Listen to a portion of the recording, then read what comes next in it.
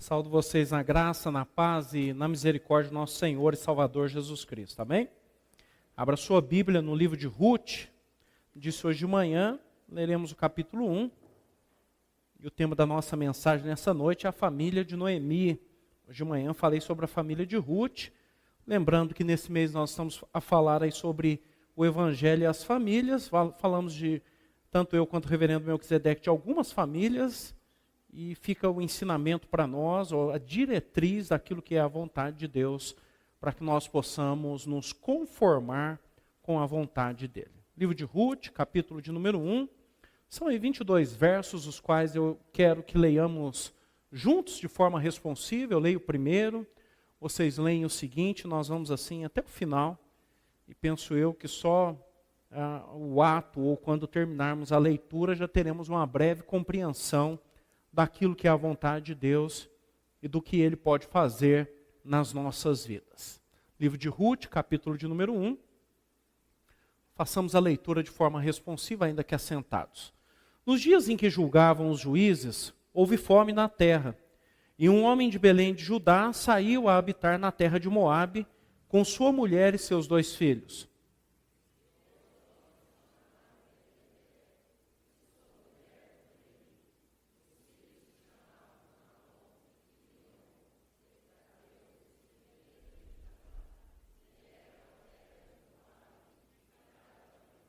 Morreu Elimeleque, marido de Noemi, e ficou ela com seus 2 filhos.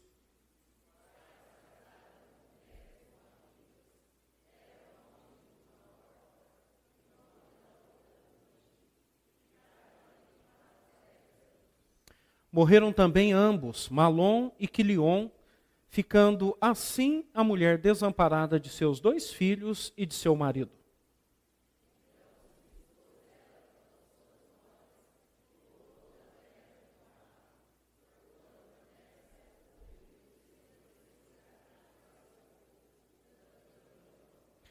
Saiu, pois, ela com suas 2 noras do lugar onde estivera, e indo elas caminhando de volta para a terra de Judá,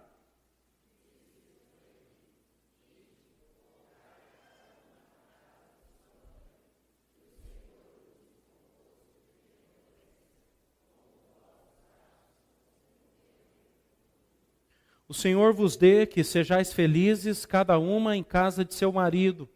E beijou-as. Elas, porém, choraram em alta voz.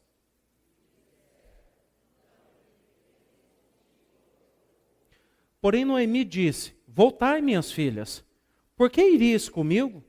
Tenho eu ainda no ventre filhos para que vos sejam por maridos?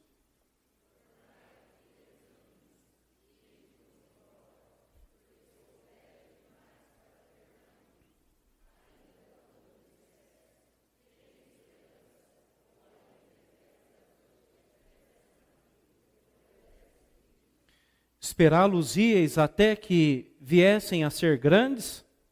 Abster-vos-íeis de tomardes marido? Não, filhas minhas, porque por vossa causa a mim me amarga o ter o Senhor descarregado contra mim a sua mão.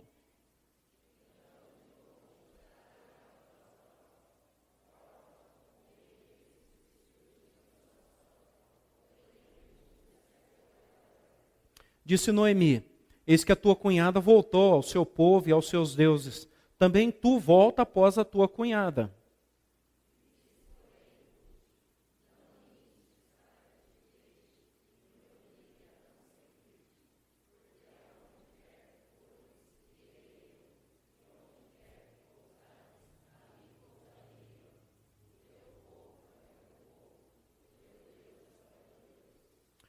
Onde quer que morreres, morrerei eu, e aí serei sepultada.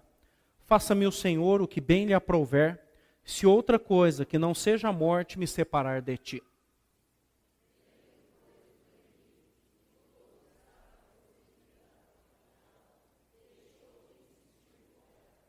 Então ambas se foram até que chegaram a Belém. Sucedeu que ao chegarem ali, toda a cidade se comoveu por causa delas, e as mulheres diziam: Não é esta Noemi?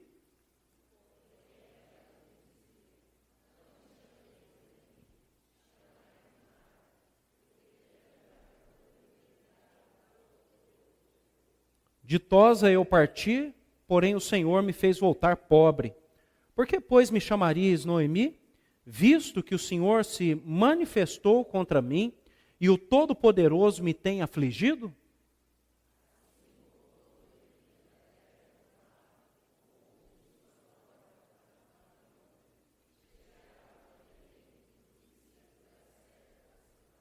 Amém. Vamos orar? Senhor Deus, nós queremos agradecer ao Senhor mais uma vez nessa noite, pela plena convicção que temos que o Senhor se faz presente aqui, para nos abençoar, para dirigir as nossas vidas. Ao longo desse mês temos refletido aí acerca do Evangelho e as famílias, há formas e maneiras inusitadas, diferentes, surpreendentes, como o Senhor realiza a tua obra através das famílias. É fato que há um interesse do Senhor na vida das famílias, e nós então queremos também colocar as nossas famílias diante do Senhor, e queremos ter os nossos ouvidos atentos, o nosso coração disposto para ouvir a tua voz e sermos impactados pela tua palavra. Nem sempre é confortável ouvi-la, mas à medida que a ouvimos, à medida que somos confrontados, corrigidos, encorajados, consolados, nós vamos compreendendo aquilo que é a tua vontade, e a nossa vida vai se conformando à tua vontade, que é o melhor para nós. Por isso, fala aos nossos corações, abençoa as nossas vidas, que a graça do Senhor esteja sobre nós. É o que nós pedimos e agradecemos no nome santo de Jesus. Amém. Como disse no início desses sermões, no mês de dezembro, é sempre um tema muito difícil falar sobre família, porque família, apesar de ser uma instituição divina, no que se refere à parte humana, nós estamos bem aquém de tudo aquilo que Deus desejou para nós. Seja o relacionamento entre marido e mulher, ou seja o relacionamento entre pai, mãe, filhos e filhas. Isso é uma crise profunda num mundo que nós vivemos num declínio moral muito grande, onde de fato a família tem sido desconsiderada e de fato também tem sido apregoada aos quatro cantos que a família é um fracasso. Então, a maioria de nós que estamos casados seremos encorajados a romper esse relacionamento com Deus e com o nosso cônjuge, e aqueles que ainda não se casaram serão encorajados a não se aventurar de entrar no casamento. Isso é o que necessariamente nós ouvimos nos nossos dias. E aí então o que dizer, né? Quando nós passamos por crises, por problemas e dificuldades que sempre batem à nossa porta. Sempre batem à nossa porta. Né? O que dizer, ou a pergunta mais direta, é como sair de uma crise familiar com a ajuda de Deus? Fosse tão fácil assim, né? Alguém já teria escrito um livro e ganhado muito dinheiro. Ainda que muita gente se aventurou a escrever livros, e muita gente ganhou muito dinheiro, mas não conseguiu resolver os problemas da família. Porque o único livro que pode resolver o problema de uma família é esse aqui que nós chamamos de Bíblia.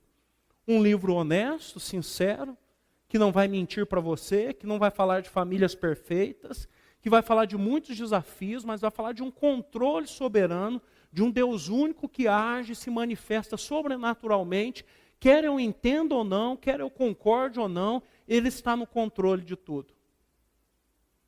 Nem sempre é fácil, como já disse, compreendê-lo, mas à medida que o meu ouvido, à medida que o meu coração está atento ao que Ele está dizendo, algo começa a acontecer e a minha vida começa a ser colocada nos trilhos diante daquele que é o único que pode me conduzir e fazer com que a minha vida acerte. Porque, de fato, irmãos e irmãs, a única razão, e foi isso que eu procurei falar, não só eu, o reverendo Melquisedeque, os outros pastores que pregaram aqui ao longo desse ano, que há uma única razão para estarmos vivos, que é viver para a glória do nosso Deus. Estão vivos, mortos, aqui na terra ou lá no céu, essa é a razão da nossa vida. Né? Vivemos para Ele e por Ele. Não estamos aqui para ser mais bonito, mais ricos ou o que quer que seja. Nós estamos aqui para viver uma vida de obediência, uma vida que o agrada, mas enquanto estamos aqui, somos os instrumentos nas mãos dEle para que vidas sejam transformadas e impactadas pelo seu poder. Nós estamos na pior época de Israel. Uma época, como eu disse hoje de manhã, se eu e você fôssemos os historiadores, não contaríamos. A época dos juízes é uma vergonha. É uma vergonha. Sai de uma grande vitória, de um grande líder que é Josué conduzindo cerca de 2 milhões de pessoas, para líderes tribais, que são uma vergonha. Você escolheria Sansão para ser o seu pastor? Jefité para ser o seu? Baraque para ser o seu presbítero? Abimeleque para ser o governador do nosso estado? E à medida que você lê, você talvez nem compreende como Deus consegue, na sua infinita graça, usar homens tão ruins, né? Mas há um porquê. É uma fase ou uma época de um declínio moral gravíssimo, onde Israel abandonou a Deus. A ordem era: vocês não vão se misturar com os povos da terra e muito menos servir aos seus deuses, e foi justamente o que Israel fez. E alguns historiadores acreditam que não se passaram nem 18 anos após a morte de Israel, para que a gente já entre ali no capítulo 1 e 2 de Juízes e veja ali o anjo do Senhor cobrando Israel e dizendo que eles seriam punidos porque desobedeceram ao Senhor. Aí você lembra de Josué tomando aquela firme decisão: eu e a minha casa serviremos ao Senhor. Não passou nem 18 anos e o povo já está uma bagunça. Termina, e em meio ao livro é dito que, como não havia rei em Israel, cada um fazia o que queria. Então, certamente o escritor está lá na época dos reinados falando sobre isso. Faltavam líderes, faltavam homens que tivessem condição de conduzir o povo. Faltavam pessoas tementes a Deus, que se voltassem para Deus. Mas nessa época nós recebemos essa história maravilhosa do livro de Ruth, que é a história contando que Deus está sempre procurando pessoas, famílias que o temem, que o servem, e Ele vai usá-los. Espero que nessa noite seja cada um de nós, seja cada uma das nossas famílias que aqui estão, e se nós ainda não somos essas famílias, que possamos ser a partir de hoje, para que possamos ser usados pelo nosso Deus. Deus pega uma família que está praticamente caminhando para a extinção e transforma de uma maneira tão poderosa que coloca essa família na genealogia direta do rei Davi e depois, ou posteriormente, de nosso Senhor e Salvador Jesus Cristo. Deus vai usar uma mulher estrangeira, uma gentia que é Ruth, que vai experimentar o Evangelho através dessa família. Alguns acham que por desobediência eles foram para a terra de Moabe, mas eu penso que não, mas foram para lá. Se você, não é o meu objetivo aqui, mas se fôssemos fazer um estudo de nomes, você já entenderia o que é. Elimeleque, como eu disse hoje de manhã, significa Deus é o meu rei. Mas quando Malom e Quilion é assim, um significa vai fracassar e o outro significa adoentado ou enfermo. E aí você já vê que nesses 10 anos que eles ficaram ali, como que estava essa família? Eles sabiam que não poderiam casar seus filhos com mulheres de outras nacionalidades, mas o fizeram. Mas é um tempo de crise, é um tempo difícil, e Deus sobrenaturalmente vai agir em meio a essa crise. Porque Elimeleque morre, não somos informados o tempo. Depois os 2 filhos morrem, e a mulher, que é Noemi, fica agora com 2 noras de outra nacionalidade. E em meio a toda essa crise, ela vai tomar então decisões que são fundamentais e vai caminhar em busca da solução de Deus. A solução que Deus deu para ela e para a família dela é a solução que Deus dá para a minha e para a sua família. Agora, se nós vamos entender e cumprir, aí é uma outra história. Mas o relato aqui fica para que nós possamos pensar nisso. Então vamos lá. Eu quero falar, como já disse, sobre a família de Noemi. E eu quero aqui rapidamente falar sobre 3 formas usadas por Deus para restaurar nossas famílias a fim de sermos usados por Ele. A primeira forma usada por Deus para restaurar as nossas famílias a fim de sermos usados por Ele é que nós precisamos regressar para Deus. Você pode repetir aí comigo? Vamos lá? Regressar para Deus. Regresso sempre tem um quê de vergonha, tá? Mas vamos lá. Verso de número 6. Então se dispôs ela com as suas noras e voltou da terra de Moabe, porquanto nesta ouviu que o Senhor se lembrara do seu povo, dando-lhe pão. Você vê, a mulher sai com o marido, com 2 filhos, a família cresce porque os filhos casam, não somos informados, então certamente não havia ainda netos, mas a família cresceu, está tudo caminhando direito, de repente o marido morre, de repente os filhos morrem e ela se vê numa situação diferente da nossa. Porque hoje uma mulher viúva tem a pensão que o marido deixa. Nessa época não existe pensão. Então, automaticamente, ela passa de alguém que tem subsistência para alguém que não tem, que na Bíblia é chamado de pobre, que vai viver praticamente como um mendigo. Como eu disse, elas tinham uma ordem em Israel para que não houvesse pessoas pobres. À medida que você fosse colhendo as coisas, o que caísse no chão ficava para as pessoas que eram os necessitados. Viúvas, órfãos e estrangeiros. Essa é a situação. Aí você imagina você voltar para casa assim. Né? Se você perder tudo e voltar, vou voltar lá para a minha cidade, onde todo mundo te conhece. Vou voltar lá para a minha igreja, onde todo mundo te conhece. Não é fácil. Por isso que eu falo que o regresso ele é sempre complicado para nós. Mas no caso de Noemi, o voltar-se para Deus começou com o regresso para a terra de Judá. E talvez se fôssemos eu e você numa situação como essa, nós pensaríamos em voltar ou ir para muitos lugares, menos para a nossa terra. Vai que quando você saiu, alguém falou, não te avisei para você não ir? Falei para você que ia ser complicado. Falei que lá não ia dar certo. Falei para você não fazer isso. E certamente ela encontrou pessoas assim.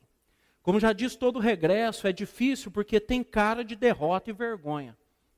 É ou não é? O próprio significado de regressar significa o quê? Voltar ao ponto de partida. Então quer dizer, você voltou a estaca zero, humanamente falando. Mas para ela, voltar para Judá, que era sua terra natal, voltar para Israel tem um simbolismo diferente, que é voltar-se para Deus. E ela sabia que o único que poderia resolver os problemas dela era Deus.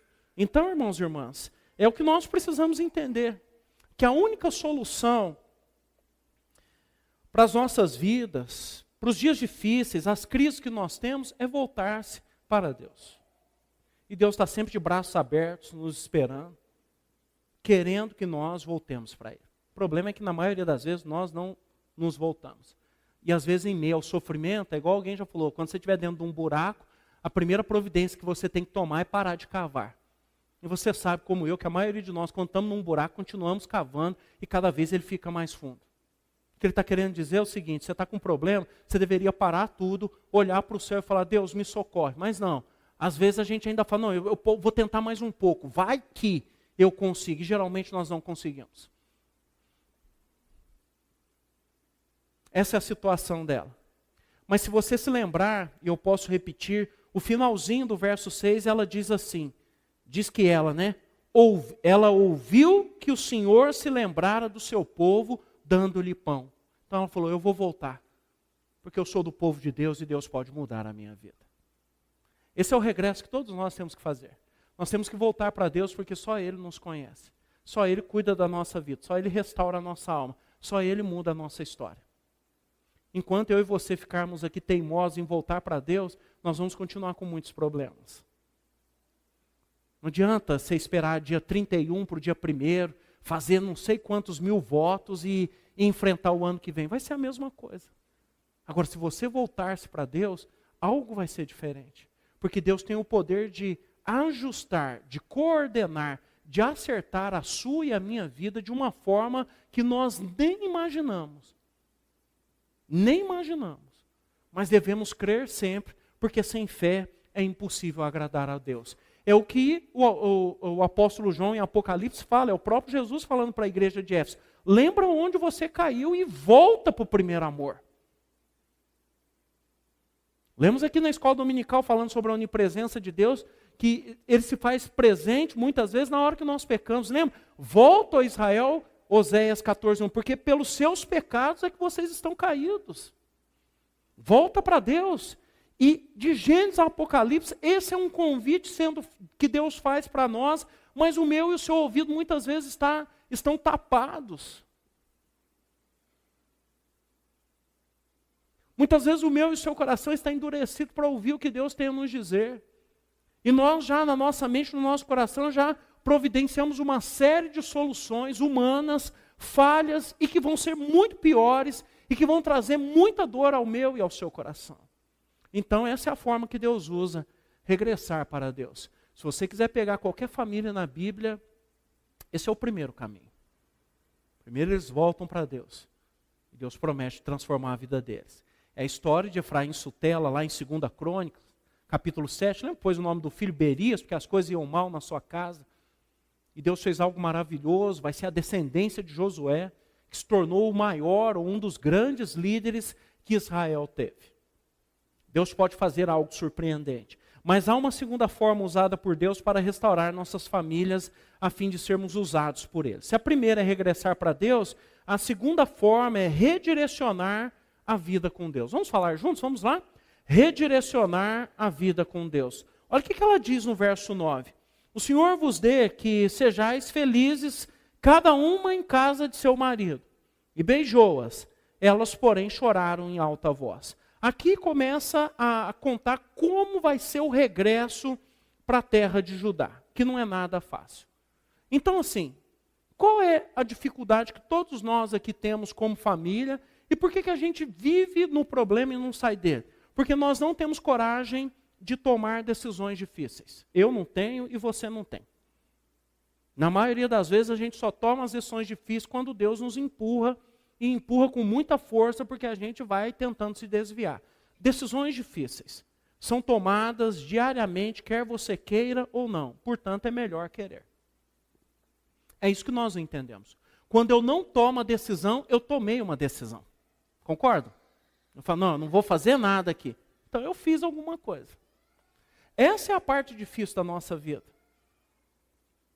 Como já disse, voltar para a terra de Judá, se é voltar-se para Deus, mas é também enfrentar uma série de questionamentos e dificuldades. E nas horas difíceis, com a ajuda de Deus, nós precisamos redirecionar a nossa vida, é o que Noemi fez. Primeiro, vamos voltar ou não para Judá? Que é onde está o nosso povo, que é onde está o nosso Deus. Para nós crentes, assim, eu vou ou não vou voltar para a igreja? Vou ou não vou voltar para a minha família? Vou ou não vou enfrentar as dificuldades? Deixa, vou para frente. É a história do filho pródigo, lembra? Você acha que foi fácil para aquele moço falar assim, não, eu vou lá falar com meu pai é legal, não vai ter problema. Você acha que não foi vergonhoso voltar, tendo gastado tudo que o pai deu para ele, com prostitutas, com bagunça? Tanto que ele voltou e ele mesmo sabia, porque o costume da época era que ele fosse tratado como um escravo. Ele falou, pai, eu quero ser tratado como um escravo. Mas o pai o surpreendeu.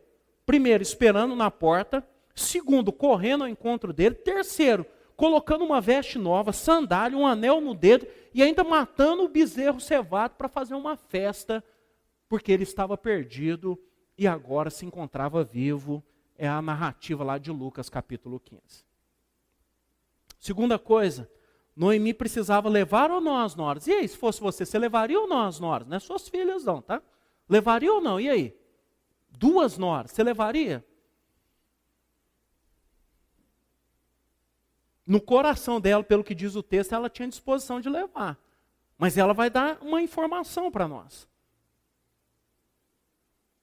E eu já falo sobre isso. Mas ela falou, fiquem aqui, arrumem maridos para vocês. Não.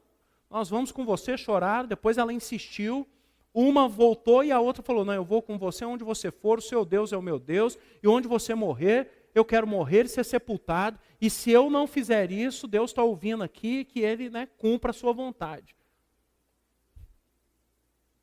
Aí ela continuou fazendo considerações difíceis, eu sou velha, como é que eu vou casar? Outra coisa, se eu casar, ainda que eu case, e ela fala isso no texto, ainda que eu case, ainda que eu tivesse marido hoje, à noite, como é que eu vou arrumar um filho? Tá, aí eu arrumo um filho, porque Sara teve um filho com 90 anos. Mas vocês vão esperar até eles crescerem para casar? Então ela já fez as condições. Eu não tenho condição de casar, porque eu já sou velho.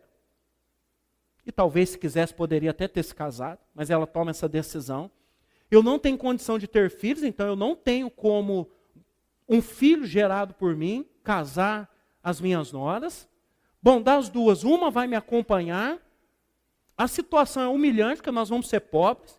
E eu, pelo que eu entendo do texto, ela estava tão velha que ela não conseguia ir atrás dos segadores, colhendo as coisas, não é porque ela tinha vergonha, ela não tinha condição física, que quem ia era só Ruth. Condição humilhante, né? Mas ela pensou mais uma coisa, e isso ela tinha condição. Ela falou, eu tenho condição de cuidar de Ruth e de arrumar um casamento para ela. E a partir daqui, essa vai ser a determinação dessa mulher. Cuidar da Ruth, que na verdade parece que cuidava mais dela, e arrumar um casamento para ela. Percebe? Decisões difíceis. Dessas aqui, eu acho que eu contrariaria todas aqui. Não. Não é? Ainda vou arrumar um problema, arrumar um casamento para uma mulher que é estrangeira. Você tem que lembrar que Ruth é estrangeira, é moabita. Não tem nada a ver com o povo de Israel.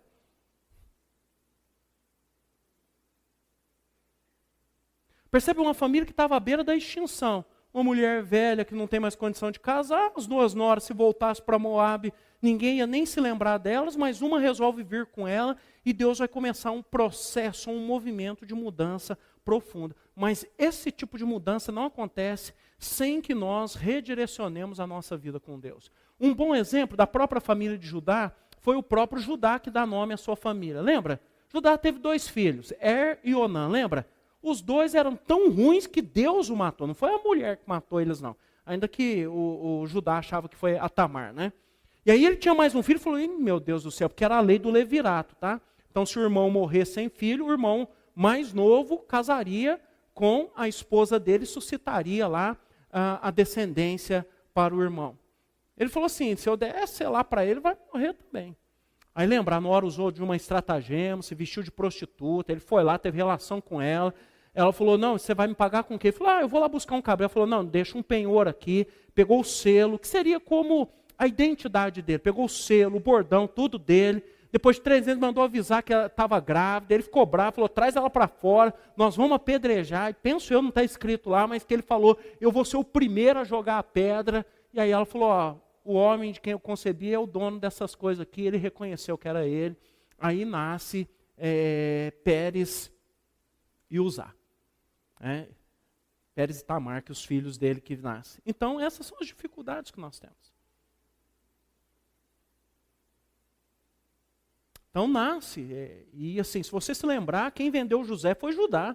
Enquanto Rúben foi lá, ele pegou ele lá do buraco lá, queria matá-lo e vendeu.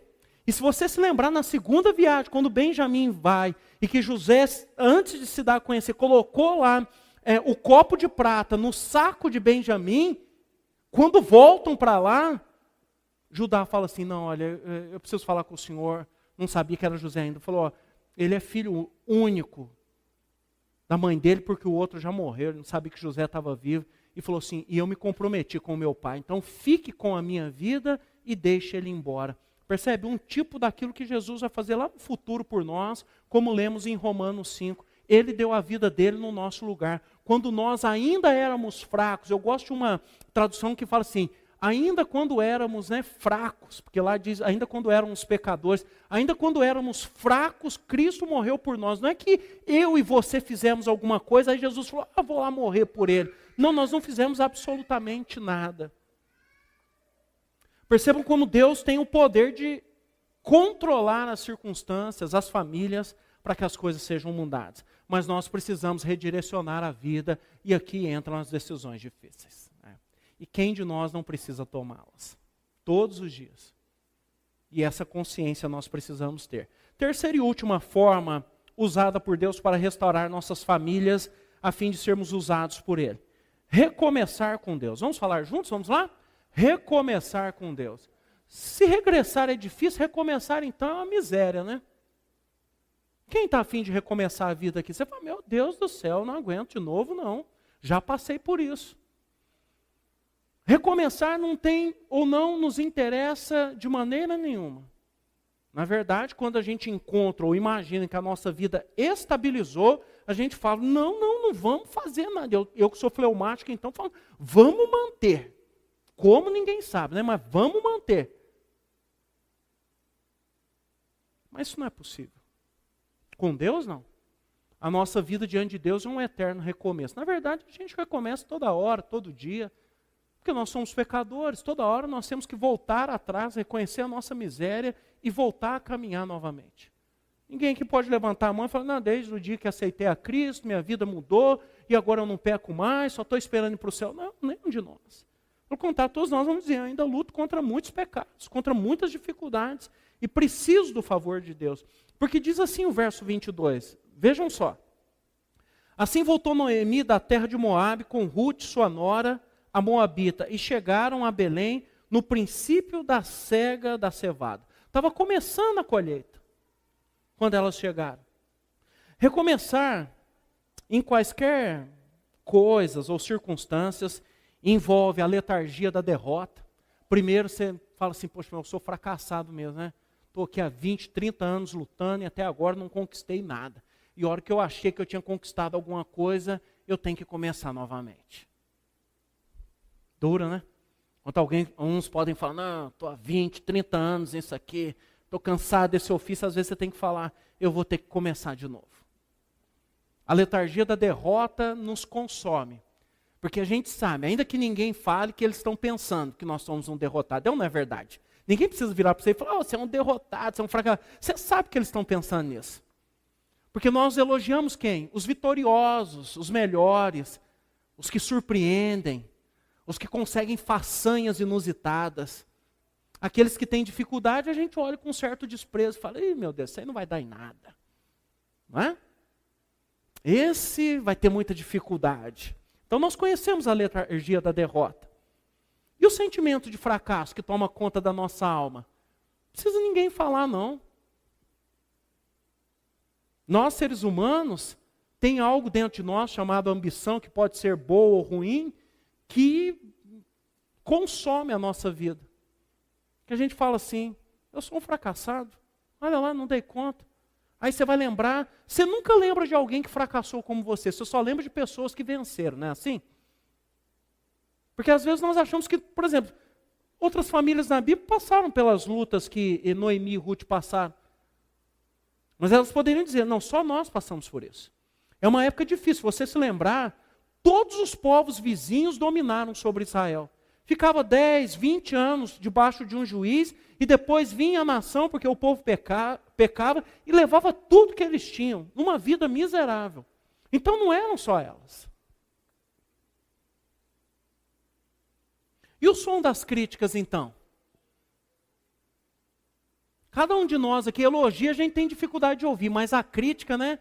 Critica lá no fundo, você consegue ouvir daqui. Se elogiar, você não ouve, mas a crítica, você fala, eu sou isso mesmo, eu não dou conta. Eu gosto muito quando fala que Saul assumiu o reino e que um pessoal resolveu criticá-lo, mas ele se fez de surdo. Infelizmente, a maioria de nós não se faz de surdo. Spurgeon falava que todo pastor tem que ser surdo de um ouvido e cego de um olho.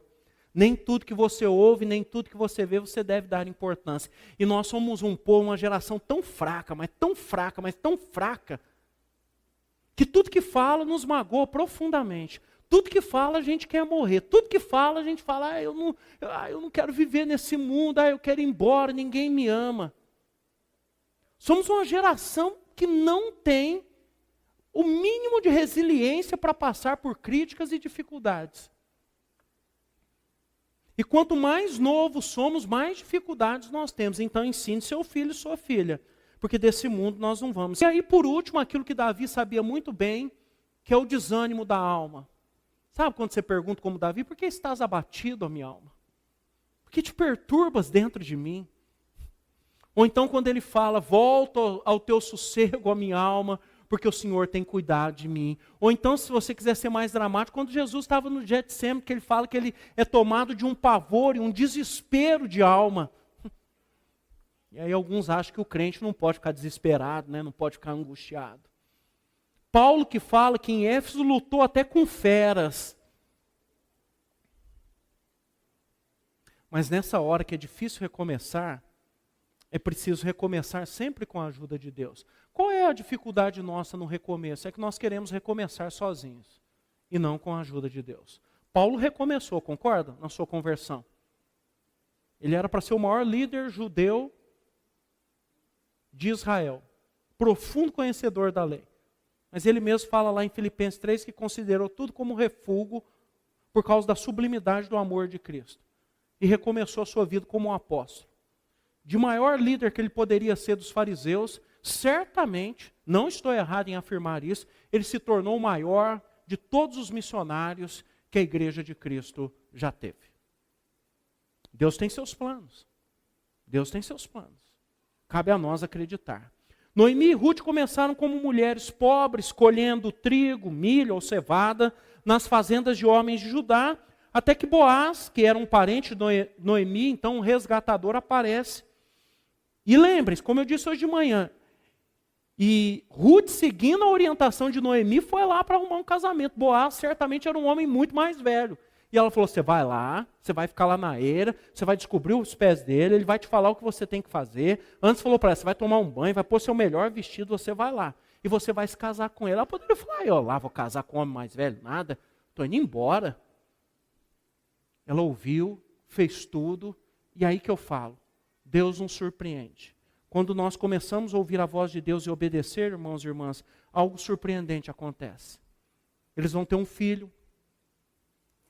Boaz e Ruth, a colocar o nome dele de Obed. Obed vai ter um filho que chama Jessé. E Jessé vai ter lá o seu sexto filho, um dos seus filhos, chamado Davi, que foi escolhido por Deus para ser o rei de Israel, do qual vem a linhagem de nosso Senhor e Salvador Jesus Cristo. E quando você lê lá a genealogia de Jesus em Mateus capítulo 4, está dito lá o nome de Ruth, a Moabita. E olha que Mateus, judeu, para escrever, ele está escrevendo para judeu, colocar o nome de duas mulheres gentias, né? Ele colocou já o de Raabe e agora de Ruth, para mostrar, sabe o quê? Que quando Deus quer, Ele transforma a vida de quem Ele quiser, quando e como Ele quiser. A única coisa que nós precisamos é ter a coragem de recomeçar. Talvez muitos de nós nessa noite estão precisando recomeçar. Então a dica, e é a única que vai dar certo, recomece com Deus. Não recomece sozinho. Eu quero concluir afirmando que precisamos seguir o exemplo da família de Noemi. De uma família quase extinta pelas tragédias, para ser uma família que entrou na descendência de nosso Senhor e Salvador Jesus Cristo. E essas três formas que Deus usa para restaurar nossas famílias, a fim de sermos usados por Ele, Ele ainda faz. Então, primeiro, lembre-se, regressar para Deus. Faça isso imediatamente. Faça isso agora, não espera não. Redirecionar sua vida com Deus. Decisões difíceis. Ninguém gosta de tomar decisões difíceis, mas elas precisam ser tomadas. Você não queria fazer 18 anos? Então, agora está na hora de tomar decisões difíceis. Não adianta falar, foi o fulano, foi o pastor que falou. Não, é você que tem que tomar. Me mandaram. Não, você que tem que tomar as decisões difíceis. E recomeçar com Deus. Aqui precisa de coragem. Porque, como eu disse, recomeçar sempre é algo humilhante para nós. Mas todo homem e mulher que recomeçou com Deus foi surpreendido pela graça e pela bondade dele. Eu quero ainda desejar aqui que as nossas famílias possam experimentar da bênção de Deus como é descrita aqui nas Escrituras. Portanto, irmãos e irmãs, comece a buscar a Deus. Quando? Agora. Hoje. Vamos participar da ceia do Senhor, que é um tempo de renovar a nossa aliança com Ele. Que nós possamos fazer isso com alegria. Nesse que é o último domingo desse ano. Salvo se morrermos ainda nesse ano, vai ser o último ano da nossa vida. Mas se entrarmos no dia 1º, é um novo ano. Mas quer vivamos ou morramos, nós pertencemos a Deus. Agora, se você entrou aqui e ainda não pertence a Ele, então passe a pertencer. Basta que você creia em Jesus como Senhor e Salvador da sua vida. Para nós, necessariamente, vida, morte, riqueza, pobreza, essas coisas não dependem em nada, porque nós pertencemos a Deus, que prometeu na pessoa do seu Filho regressar, voltar para nos buscar. E essa é a nossa esperança. Por isso passamos por muitas lutas e dificuldades, com essa concepção, com essa certeza, de que muito em breve vamos experimentar de tudo aquilo de bom que Deus preparou para nós. Como o apóstolo Paulo disse lá em 1 Coríntios, nem olhos viram, nem ouvidos ouviram, nem jamais penetrou no coração humano o que Deus tem preparado para aqueles que o amam. Eu não vejo a hora. Vai ser uma maravilha. Mas enquanto isso, aqui nosso papel é viver para a glória dele e comunicar o Evangelho. Quero convidar os presbíteros que venham à frente, nós vamos passar a ministração da ceia do Senhor. Quero convidá-los para que abram suas Bíblias na primeira epístola de João, capítulo 1, o verso 5, até o capítulo 2, 1. É um texto que fala de contrição ou de confissão de pecados, um reconhecimento nosso da graça de Deus. Vamos ver. Sérgio. Primeira Epístola de João, capítulo 1, versos 5 até o capítulo 2. Vamos ler até o verso 2.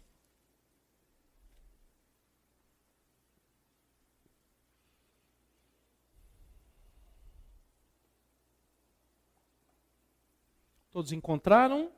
Primeira Epístola de João, capítulo de número 1, verso 5 até o capítulo 2, verso 2. Vamos ler de forma responsiva? Ora, a mensagem da parte dele que temos ouvido e vos anunciamos é esta, que Deus é luz e não há nele treva nenhuma.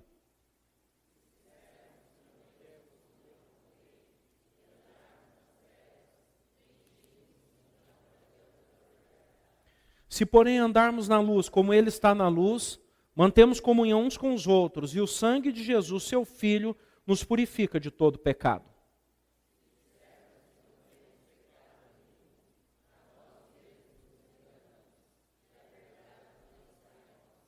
Se confessarmos os nossos pecados, Ele é fiel e justo para nos perdoar os pecados e nos purificar de toda a injustiça.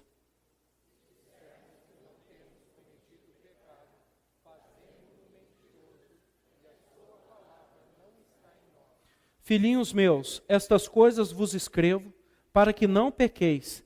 Se todavia alguém pecar, temos advogado junto ao Pai, Jesus Cristo, o justo.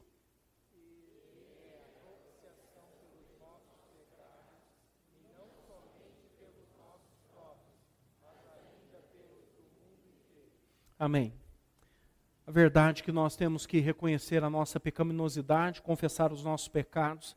Eu gosto do capítulo 2, quando fala que Jesus é o nosso advogado e que ele, como diz lá no Velho Testamento, né, as ofertas de propiciação, que eram um presente para aplacar a ira. Né? Então ele foi o próprio presente do próprio Deus para aplacar a sua ira para conosco.